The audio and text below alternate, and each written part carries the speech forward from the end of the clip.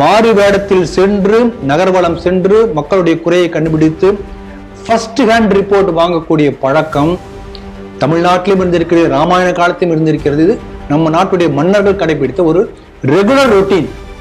அதனால இன்றைக்கு ஒரு நாள் ஒரு விளம்பரப்படுத்தலாக நிற்காமல் இதே போல ரெகுலராக இந்த அமைச்சர் தன்னுடைய பணியை தொடரட்டும். அந்தந்த கோயிலே அந்த திருமேனிகள் பாதுகாப்பாக இருக்கிறதற்கான ஏற்பாடு நீங்க செய்யணும். சிசிடிவி கேமரா வைக்கணும், பாதுகாப்பு ஆள் போடுங்க, அதான் நீங்க பண்ணணும். அதனால முதல்ல இந்த கான்செப்டே தப்பு. நம்ம ஒரு இதுல பாத்தீங்கன்னா நீதிமன்றத்துடைய சிலையில பாத்தீங்கன்னா ஒரு கண்ணை மூடிட்டு ஒரு பொம்பளை தராசை வச்சுட்டு அது ஃபாரின் சிம்பிள். எப்ப முன்னீச்சுவனுடைய சிம்பிளை வைக்கலாம். அந்த ஆராய்ச்சி பண்ணி அடிக்கடி பசு பக்கத்துல கண்டு இறந்திருக்கிறது, அந்த சிம்பிளை வைக்கலாம். அப்ப இதெல்லாம் மக்களுக்கு போய் சேரும், நீதிபதிகளுக்கு போய் சேரும். இதே போல ஜோதிபாசு என்னமோ பெரிய ஒரு உத்தமர் 5 முறை ஆட்சி 7 முறை ஆட்சி பண்ணால சொன்னாங்க. அவர் போகும்போது அதே போல அவர் வீட்டுல கிடைச்சது. இப்ப பாருங்க, இப்ப கம்யூனிஸ்ட் ஆட்சியில் இல்லாத போதே ரைடு பண்ணும்போது இத்தனை பேர் சேர்ந்து அடிக்கிறான்னா இவங்க இருக்கும்போது பண்ணிருக்க முடியுமா? அதனால இந்த ஆட்சி அகன்ற பிறகுதான் இப்ப இவங்களை மேல் நடவடிக்கை எடுக்கக்கூடிய வாய்ப்பே வந்திருக்கிறது. இப்ப இவர் மற்ற கம்யூனிட்டில வெளியிடணும்னு சொல்றாங்க. இப்ப சிவகுமாருக்கு குடைச்சல் கொடுப்பதற்காக இந்த அறிக்கையை கையில் வச்சுட்டு இவர் என்ன பண்ண போறார்? இது அடுத்த கேள்வி. இது ஒரு குடைச்சலுக்கான கொடுக்கறதுக்கான ஒரு வாய்ப்பு. இது ஒண்ணு. ரெண்டாவது, ஆட்சியில பொதுமக்கள் மத்தியிலும் சரி, அதே போல கட்சியில பிரசித்தமானவர் சித்தராமையா. அந்த அளவுக்கு ஏற்பு கட்சிக்குள்ளார இவர்கிட்ட இருக்குமான்னு என்பது தெரியல. போக போக பார்க்கணும். இது இன்னொரு பக்கம்.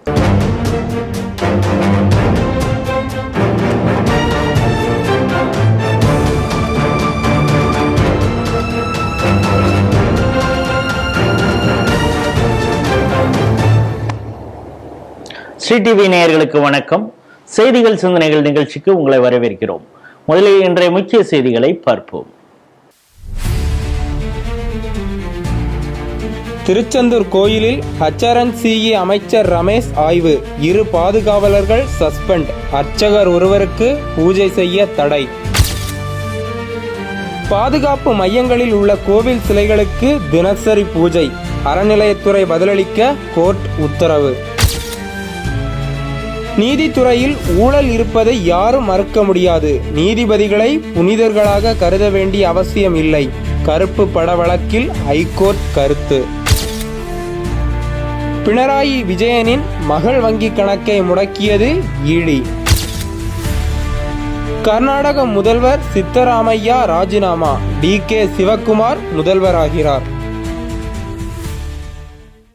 இன்றைய செய்திகள் சிந்தனைகள் நிகழ்ச்சியில் தன்னுடைய கருத்துக்களை நம்மோடு பகிர்ந்து கொள்ள நமது அரங்கத்திற்கு திரு ராம வெங்கடாதிரி அவர்கள் வந்திருக்கிறார். ஸ்ரீ டிவி நேயர்கள் சார்பாக அவரை வரவேற்கிறேன். வணக்கம். வணக்கம் ராஜேஷ். முதல் செய்தியாக, இந்து சமய அறநிலையத்துறை அமைச்சர் ரமேஷ் கடந்த சில நாட்களாகவே சில கோயில்களுக்கு போய் ஆய்வு செய்துட்டு வராரு. அதில் பிரசாத பண்டங்கள் எப்போ மேனுஃபேக்சர் பண்ணாங்க, ஏன் காலாவதியானதெல்லாம் இருக்குது, இதை எப்படி கிராஸ் செக் பண்ணுறீங்க, யார் சப்ளையர், அவர் என்னைக்கு டேட்டுக்கு போகிறாரோ அன்னைய டேட்லேயே அது வந்திருக்கு, இதெல்லாம் எப்படி நீங்கள் பார்க்குறீங்க அப்படிங்கிறதெல்லாம் கேட்டார். அது வீடியோக்கள் எடுத்து வைரல் ஆனது. பிறகு அவங்க கட்சிக்காரங்களே அங்கங்கே போய் செக் பண்ணுங்கலாம் சொன்னார். அது எந்த வகையில் சரிங்கிறது தெரியல. அது ஒரு பக்கம். இப்பொழுது இன்னைக்கு காலையிலேருந்து என்ன ஒரு பரபரப்புனா, திருச்செந்தூர் கோயிலில் இவர் மாஸ்க் அணிஞ்சிட்டு போயிருக்காரு. அங்கே அர்ச்சகர் இவர்கிட்ட சிறப்பு தரிசனத்துக்கு ஏற்பாடு பண்ணுறேன், ஜிபே பண்ணுங்கன்னு 4000 ரூபா அனுப்ப சொல்லியிருந்தார் அப்படிங்கிறது. அப்புறம் அதை வைத்து இவர் அந்த ஐயப்பன்கிற அர்ச்சகரை அவர் தன்னார்வலராக அது வந்ததுனால தான் அவரை பூஜை செய்யக்கூடாதுன்னு சொல்லியிருக்கோம். ஆனால் 2 காவலர்கள் அங்கே கான்ட்ராக்டுவல் லேபர்ஸாக அவங்க வந்திருக்கிறவங்க. அவங்க என்ன பண்ணுறாங்கன்னா, சில பேரை சிறப்பு தரிசனம் அந்த இதுக்கு அனுப்புறதுக்கு 100 ரூபாய் 200 ரூபான்னு பணம் கேட்டிருக்காங்க. அவங்கள சஸ்பெண்ட் பண்ணியிருக்கிறதா சொல்லியிருக்காரு. இந்த நடவடிக்கையெல்லாம் சரி அப்படின்னு இந்து முன்னணி பாராட்டு தெரிவிச்சிருக்கிறது. அதே நேரத்தில் நீங்கள் ஒரு வெள்ளை அறிக்கையாக கொடுக்கணும். கோயிலில் அசையும் சொத்து அசையா சொத்து எவ்வளோ இருக்குது, குறிப்பாக இந்த காஞ்சிபுரம் பண்ணதெல்லாம் தங்க தகடே காணும் அப்படிங்கிறதெல்லாம் வருது. தங்கம் உருக்கப்பட்டது அது எந்த அளவுக்கு எவ்வளவு வந்திருக்குது, எவ்வளவு உருக்கிருக்காங்க, எவ்வளவு டெபாசிட்டா இருக்கு, இது போன்ற வெள்ளை அறிக்கையெல்லாம் விடணும். அதே போல ராமேஸ்வரம் கோயில், பல கோயில்கள்ல சொத்துக்கள், சிலைகள், தெய்வ திருமேனிகள்லாம் காணாம போயிருக்கு. அதை குறித்தெல்லாம் முழு அறிக்கை நீங்க வெளியிடுங்க. இல்லைன்னா சும்மா 4 இடத்துல நீங்க இன்ஸ்பெக்ட் பண்றது, அதை வீடியோவா எடுத்து போடுறது அப்படிங்கிறப்ப தாவேக்காவை பலரும் கிண்டல் பண்றாங்க, இது ரீல்ஸ் ஆட்சி அப்படின்னு. இல்ல, இது ரியலான ஆட்சின்னு நீங்க மக்களுக்கு ப்ரூவ் பண்ணணும்னா நாங்க கேட்கக்கூடிய இந்த விஷயங்களை நீங்க செய்யணும் அப்படின்னு இந்து முன்னோடிய மாநில தலைவர் காடேஸ்வரா சுப்பிரமணியம் அவர்கள் ஒரு அறிக்கையா வெளியிட்டிருக்காரு. இதை எப்படி பாக்குறீங்க? அந்த அறிக்கையும் சரியான அறிக்கையான்னு சொல்லியிருக்கிறார். முதல்ல அமைச்சரை வரவேற்கிறோம். ஏன்னா இது நாள் வரை நாம் பார்த்த இந்து சமய அறநிலையத்துறை அமைச்சர்கள்ல இது சீனா கூட இருக்கலாம், போக போகதான் தெரியும். இருந்தாலும் கூட இப்படிப்பட்ட ஒரு நடவடிக்கை எடுத்த நமக்கு தெரிந்த முதல் அறநிலையத்துறை அமைச்சர் இவர். அதனால அவரை பாராட்டும். அதனால ஒரு பயம் கொஞ்ச நாளைக்காவது இருக்கும். குறைந்தபட்சம் கொஞ்ச நாளைக்கு இந்த மாதிரி திருமுள்ளு பண்ணக்கூடாது என்கின்ற நிலைமை அடிமட்டத்துல கொஞ்சம் வந்திருக்கும். அட்லீஸ்ட் இனிமே மாஸ்க் போட்டு வரவங்க எல்லாம் யாருன்னு ஒரு பயம் இருக்கும். மாஸ்க் போட்டு வர்றது யாரு என்று ஒரு பயம் வரும்.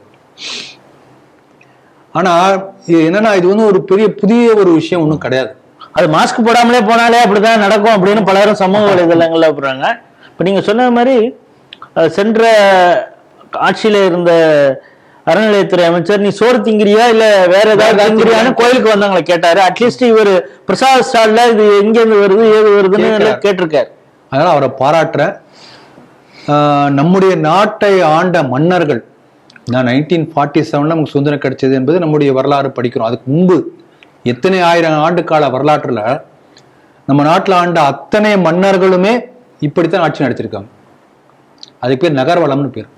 இரவு நேரத்துல மாறு வேஷத்துல போய் ஒவ்வொரு செக்மெண்ட், இன்னைக்கு இந்த தெருவில் போனோம், அன்னைக்கு அந்த தெருவில் போனோம், இப்படி போய் மக்கள் என்ன பேசுறாங்க, என்ன குறை இருக்கு, நேரடியா போய் அவர் ரிப்போர்ட் வாங்குவார். இன்னொருத்தர் கொடுக்க ரிப்போர்ட் இல்லை. ராமாயணத்திலே பார்க்குறோம் இல்லையா, ராமரே நகர்வலம் போகும்போது ஒரு மன்னான் பேசுறது கேட்கிறார். சங்க தமிழ் நூல்களை இதை பற்றி பல கருத்துக்கள் இருக்கு. உதாரணமா பொற்கை பாண்டியன்னு ஒரு கதை. அந்த ஊர், அந்த ராஜாவுடைய அரண்மனையில் ஒருத்தர் வெளிநாட்டுக்கு போயிட்டான். அவன் நகர்வலம் போகும்போது ராஜா அதை கேட்கிறார்.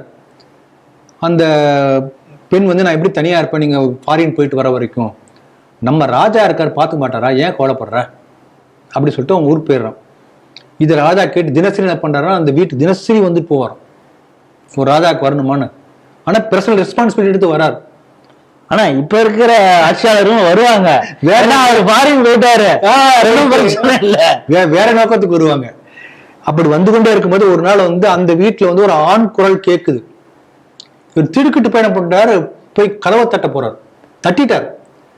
தட்டும் போது அந்த அந்த பெண்ணுடைய குரல் ஆண் குரல், 2 பேரும் சேர்ந்து கேட்குது. யாரு அப்படின்னு. உடனே தவற உணர்ந்து என்ன பண்றாருன்னா, ஊர்ல திரும்பி வந்துட்டாரு. ஆனா நம்ம கதவை தட்டி இருக்கோம். அப்ப அந்த ஆள் தப்பா நினைச்சிட்டா என்ன பண்றது இந்த பெண்ணை பத்தி. அதனால அந்த தெரு முழுக்க உள்ள அத்தனை வீடுகளுடைய கதவையும் தட்டிட்டு போயிடுவார். மறுநாள் காலையில வழக்கு வரும். இந்த மாதிரி இந்த தெரு முழுக்க எல்லா வீடுகள்லயும் எத்தனை பேருடைய வீட்டை கதவை ஒருத்தர் தட்டிட்டு போயிருக்காரு. காலிங் பெல்ல அந்த காலத்துல இல்ல. அப்ப என்ன தண்டனை கொடுக்கலாம்னு ராஜாவே கேட்கிறார். அந்த குற்றவாளியை கண்டுபிடிப்போம், என்ன தண்டனை கொடுக்கலாம் கேட்டப்போ அமைச்சர் சொல்றாரு, அவன் கையை வெட்டிடணும். ஏன்னா இந்த மாதிரி ஒரு நியூசன்ஸ் கிரியேட் பண்ணியிருக்காரு. அதை கேட்ட உடனேயே தன்னுடைய வாளை எடுத்து எந்த கையால் எல்லா கதையை தட்டாலும் அந்த கையை வெட்டிக்கிறார். எல்லாம் பதறி போறாங்க. அப்ப உண்மையை சொல்றாரு, இந்த சம்பவம் முழுக்க சொல்றாரு. அப்ப தன்னுடைய கைக்கு பதிலாக இன்னொரு பொன்னாலான ஆன ஒரு கையை அந்த ராஜாவுக்கு பொருத்திக்கிறார்கள். அதனால அவனுக்கு பேர் பொற்கை பாண்டியன்.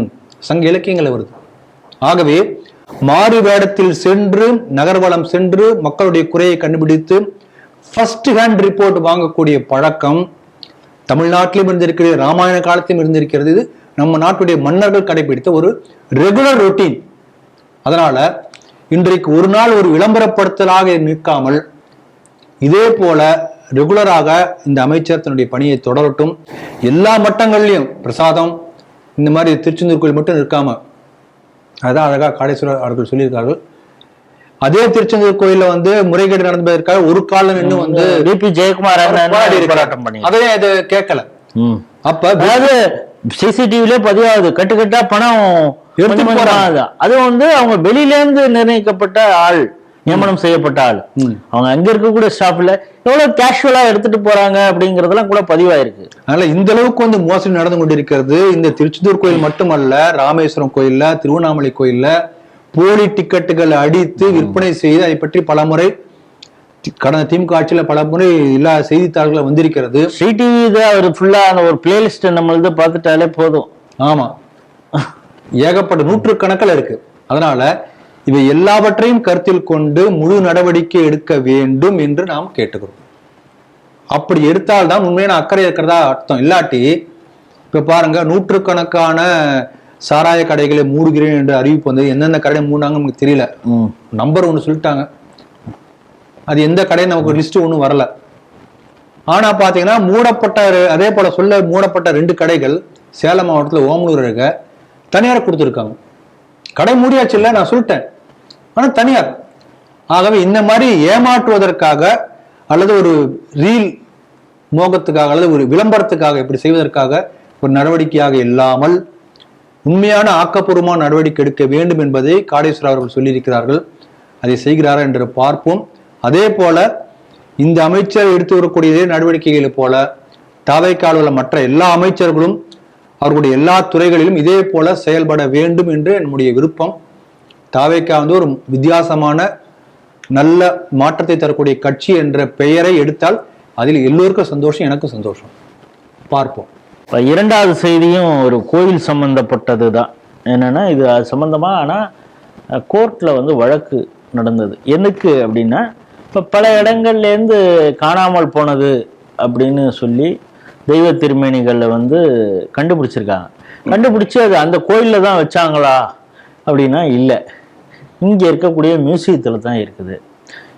அதாவது ஒரு கோயிலேருந்து திருடப்பட்ட தெய்வ திருமேனிகளுக்கு உரிய வகையில் அதுக்கு பூஜை செய்யணும்.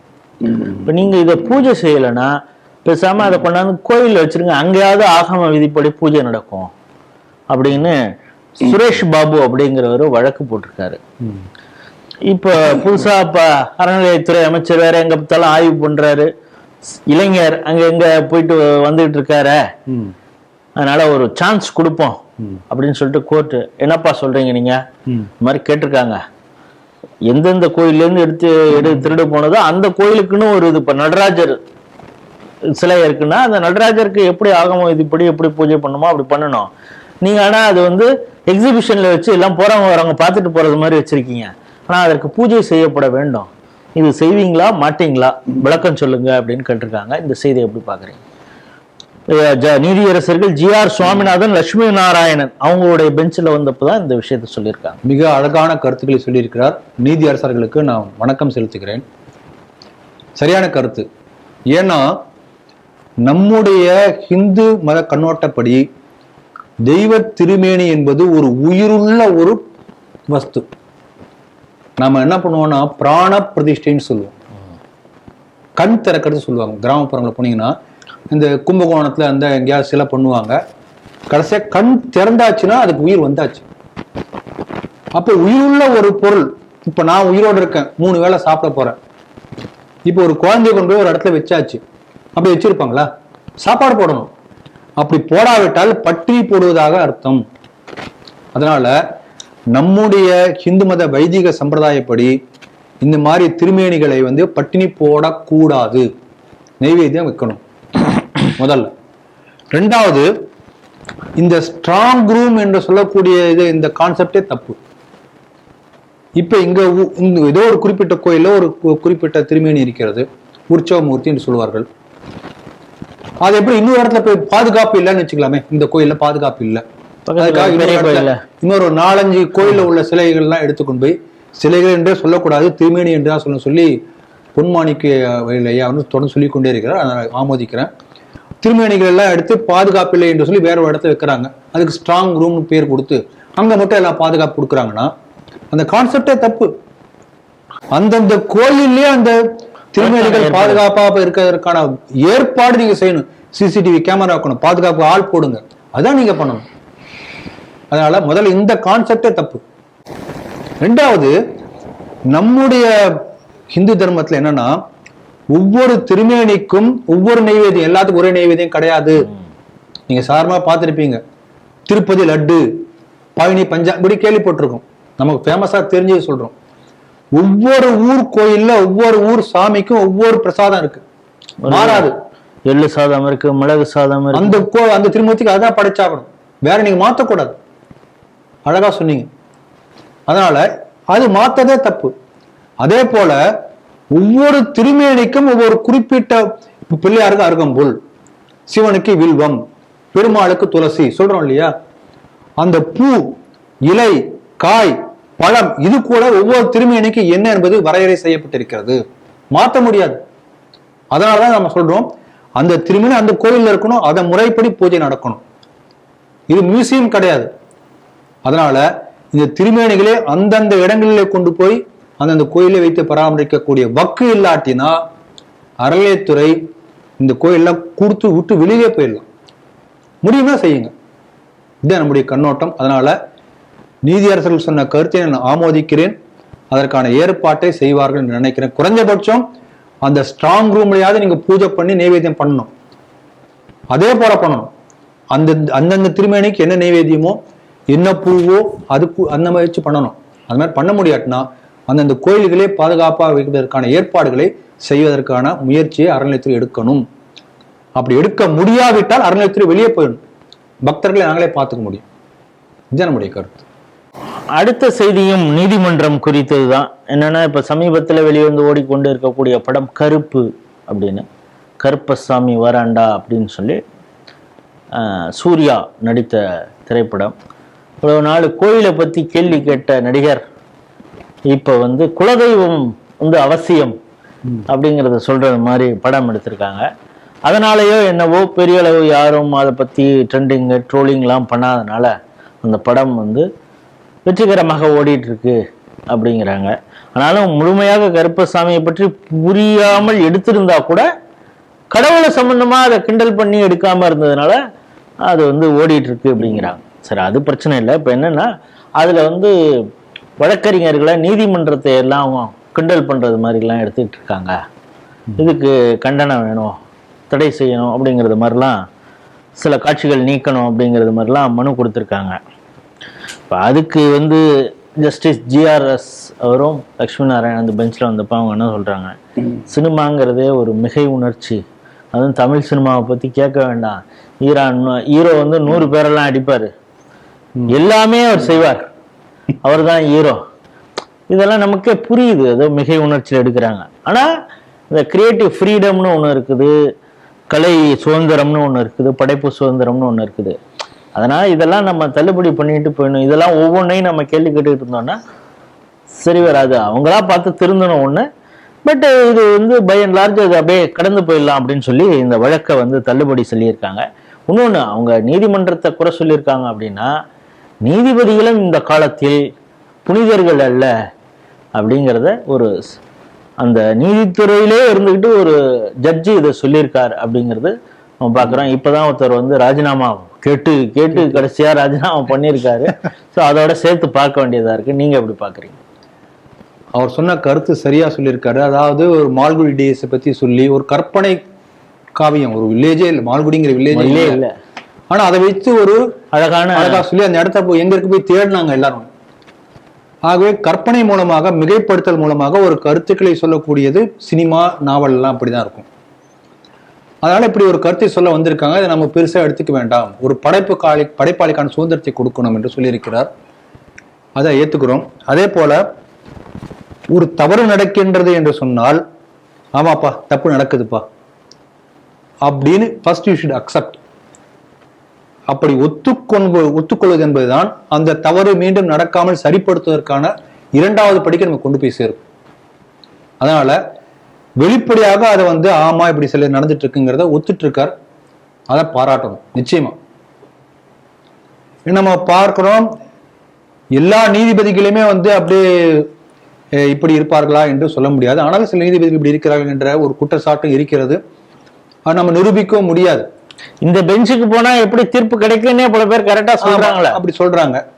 அதுல என்ன சொல்றாங்கன்னா, ஜட்ஜு இந்த வழக்கறிஞர் இருக்காங்களே, வழக்கறிஞர்கள் யார் பெஸ்ட் வழக்கறிஞர் என்று சொன்னால், பெரிய ஆர்கியூ பண்ணக்கூடியவர், அந்த லா பாயிண்ட் எடுத்து கொடுக்கறதுலாம் கிடையாது.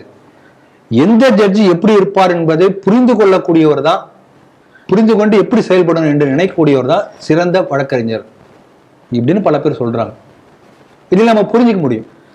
ஆகவே இன்றைக்கு யதார்த்தம் அப்படி இருக்கிறது, அதைத்தான் அவர் கோடிட்டு காண்பித்திருக்கிறார். இது நம்ம புரிஞ்சு கொள்ள முடிகிறது. இப்ப நீதிபதி இதுல வந்து நீதிபதி நீதிமன்றம் எப்படி செயல்பாடு இருக்குன்னு இதுல கிண்டல் பண்ணி சொல்லியிருக்காங்க.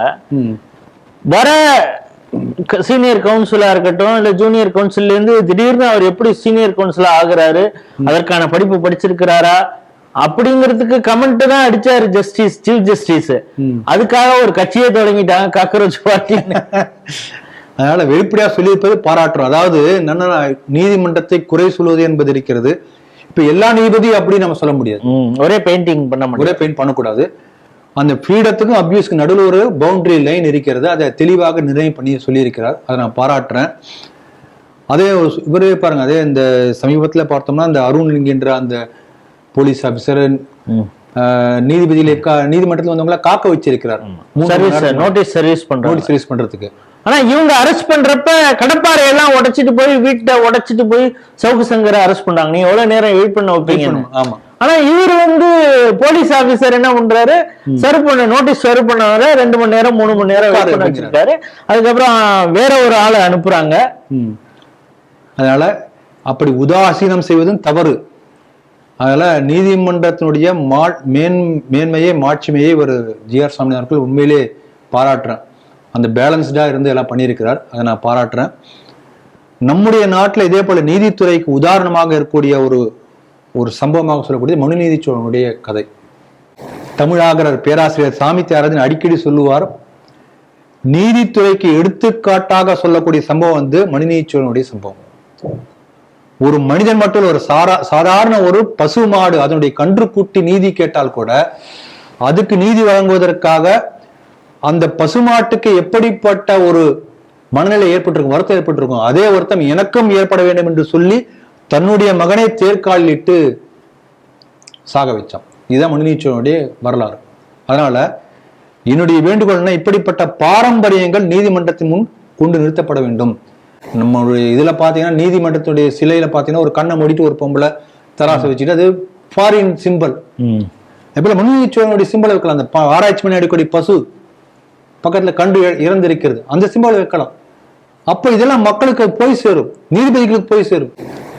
ஏன்னா பல ஆயிரக்கணக்கான ஆண்டுகளாக இப்படி வாழ்ந்திருக்கிற ஒரு சமுதாயத்தில் நம்ம வந்திருக்கிறோம்.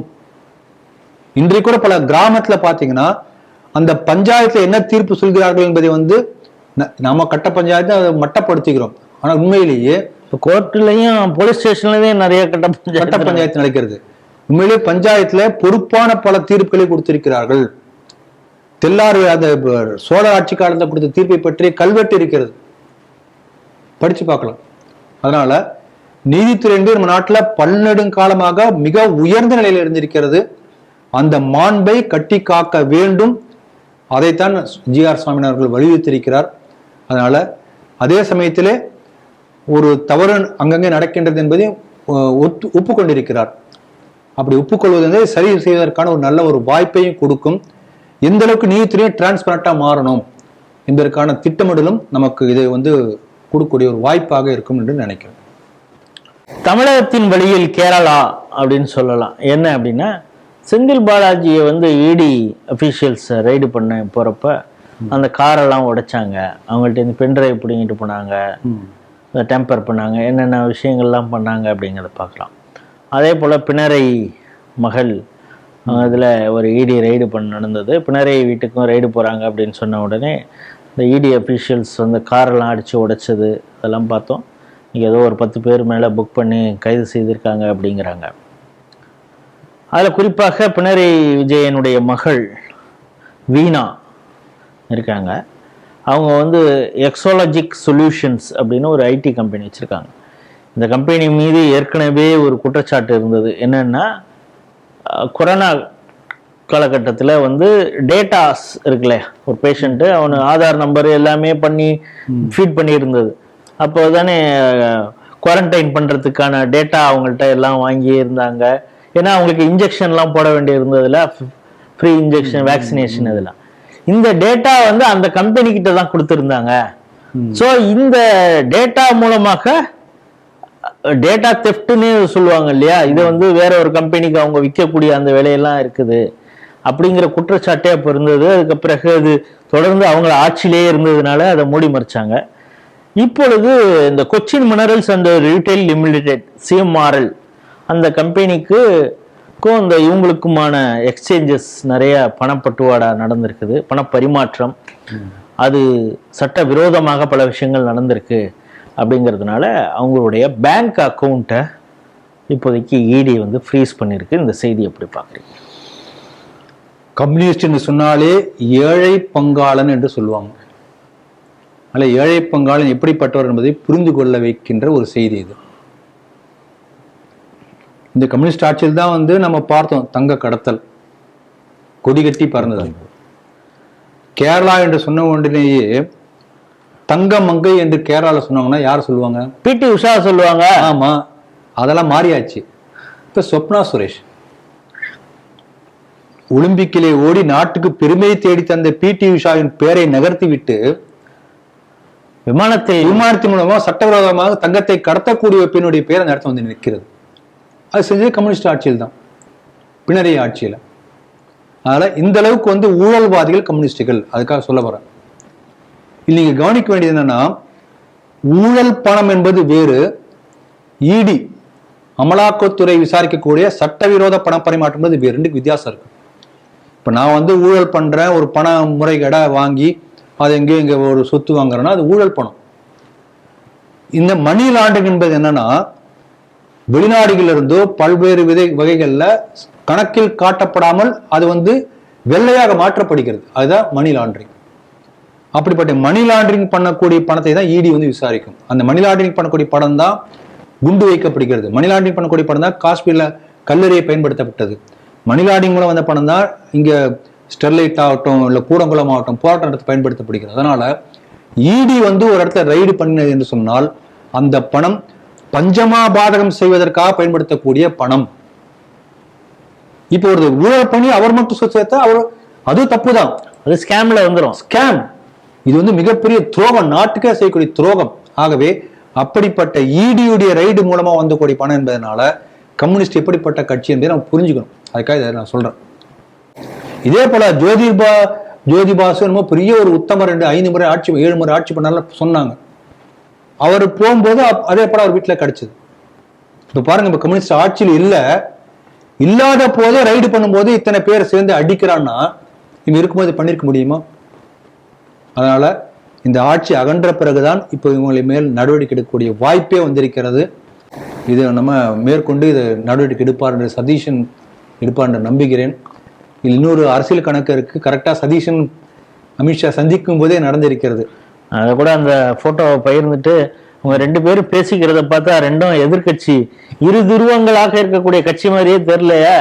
ஏதோ பாஜக கட்சியில இருக்கக்கூடிய ஒரு தலைவர் மாதிரி சதீஷன் ரொம்ப கேஷுவலாக சிரித்து பேசுகிறாரு அமித்ஷா கிட்ட, இங்க ரைடு போகுது அப்படின்னு. சோ ராகுல் காந்தியை சொன்னதை அமித்ஷா செய்கிறாரான்னு கூட கம்யூனிஸ்டுகள் இப்ப கேள்வி கேட்க ஆரம்பிச்சிட்டாங்க. இப்ப ராகுல் காந்திக்கு திருப்தியா அப்படின்னு கேட்கிறாங்க. இதே போல வந்து காங்கிரஸ் கட்சி சேர்ந்த இடி ரைடு எடுத்தா காங்கிரஸ் கட்சி சும்மா இருக்குமா? அமித்ஷாவோ பாஜகவோ தவறு செய்பவர்கள் யாராலும் இடி நடவடிக்கை எடுக்கும், அவ்வளவுதான். இதே காங்கிரஸ் என்ன சொன்னது, பிஜேபியோட பி டீம் தான் பினராயின்னு எலெக்ஷனுக்கு முன்னால சொன்னாங்க, பேசுவாங்க. இப்ப என்ன சொல்ல போறாங்க? அதனால ஊழல் யார் செய்தாலும், தவறு யார் செய்தாலும், தேச துரோகம் யார் செய்தாலும், சட்டவிரோதம் குறிப்பாக சட்டவிரோத பண பரிமாற்றம் யார் செய்தாலும் அவர்கள் தண்டிக்கப்பட வேண்டியவர்களே. அதை இடி செய்திருக்கிறது, பாராட்டுகிறோம். கம்யூனிஸ்ட் கட்சி எந்த அளவுக்கு வந்து ஒரு என்ன சொல்றது கரப்ட் டு த கோர் என்பதை நமக்கு புரிய வைக்கக்கூடிய ஒரு செய்தியாக இதை நம்ம பார்க்க முடியும். ஸோ கேரளாவில் கம்யூனிஸ்டுகளை பார்த்தாச்சு, அடுத்தது காங்கிரஸை பார்க்கணும் இல்லையா? கர்நாடகாவில் பார்த்தீங்கன்னா காங்கிரஸ் ஆட்சிக்கு வந்த பொழுதே ஒரு டீல் பேசப்பட்டது. என்னன்னா, நீ 2.5 வருஷம் இருந்துக்க சீஃப் மினிஸ்டரா, அடுத்த 2.5 வருஷம் நான் இருக்கிறேன் அப்படின்னு 2 பேருக்கும் செட்டில்மெண்ட் பண்ணி வச்சாங்க ராகுல் காந்தி. ஸோ முதல் 2.5 வருஷம் நான் அப்படின்னோடனே சித்தாராமையா சரி இருந்துக்க, கட்சிக்காக செலவு பண்ண ஒரு டிகேஸா இருந்தா கூட உனக்கு கொஞ்சம் மக்கள்கிட்ட செல்வாக்கு இருக்கு, இந்த ஜாதியினாலேயோ ஜாதி பின்புலத்தினாலும் ஏதோ ஒன்று இருக்கு, சரி இருந்துக்க, நாங்களும் சமூக நீதினு உருட்டிக்கிறோம் அப்படின்னு அவர் கொடுத்தாங்க. அவர் 2 இது முடிஞ்சிருச்சுல்ல, அவருக்கு வந்து 2025 நவம்பர் மாசத்தோட முடிஞ்சிருச்சு டேர்ம். அடுத்த டிகேஎஸ் கொடுக்கணும்ல, அந்த அதிகாரம் யாரை விட்டது, அந்த போதை நானே இருப்பேன் அப்படின்னு இது பண்ணப்ப பல பிரச்சனைகள் அப்பப்போ டிகேஎஸ் ஒரு குடைச்சல் கொடுத்துட்டே இருந்தாரு.